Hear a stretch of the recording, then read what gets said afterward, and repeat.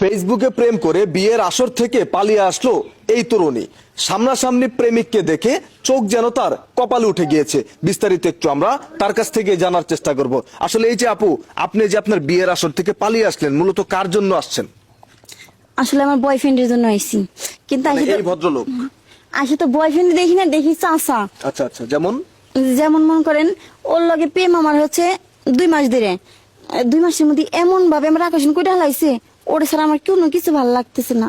এখন এই 2 মাসের প্রেমে আপনি বিয়ের আসর থেকে পালিয়ে চলে আসছেন ওনার কাছে বিয়ে করার জন্য? আরে ভাই, ওরা আমি অনেকবার বলছি যে দেখো আমার বাবা মা কিন্তু আমার জন্য বিয়ে ঠিক করতেছি। ওকে না, তুমি বিয়ে সাথে করো না, আমি তোমার বিয়ে করবো। কোনো কথা শুনে নাই। পরে যেন আজকে বিয়ে হয়েছে আমার, তখন কি মন করে আমি থেকে চলে আইসি বলাই, মানে ভালোবাসার টানে হ্যাঁ, বিয়ের আসর ভালোবাসার থেকে টানে পালিয়ে চলে এসেছেন? চলে আইসি। আইসি দেখি কি চাচা, কিন্তু আমি বললাম যে চাচা আমার বয়ফ্রেন্ড কই? বয়ফ্রেন্ড মানে আমি তো আমাকে কি না, তাহলে এই যে এইজন কে? কইজন তো আমি। আরে ভাই ফিল্টার মারে, ফিল্টার মাইরে ফিল্টার মেরে ছবি পোস্ট করে আপনাকে প্রেমের জালে ফাঁসে। আমার মতো যুবতী এরকম আকর্ষণ বানায়।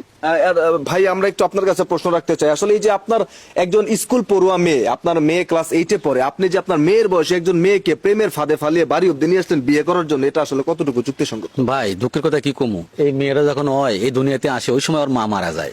তা আমি তো একটা মানুষ, পুরুষ মানুষ, আমার একটা ভোট দরকার। তাই একটু সবাই ফেসবুক চালায় বা ফেসবুকের ফিল্টার মিটার মারে। তা আমার যে বয়স, এই বয়সে তো কোনো মেয়ে আমার সাথে ওইভাবে কথা বলবো না। তাই আমি একটু ফিল্টার মিটার মাইরা ওর সাথে 2 মাস ধরে কথা বলছি। তার মানে এই না যে আমি তাকে বিয়ে করতাম বা সে আমার লেগে এখানে চলে আইবো। আমার তো মাইয়া আছে, আমি বিয়ে করলে তো আগেই করতাম।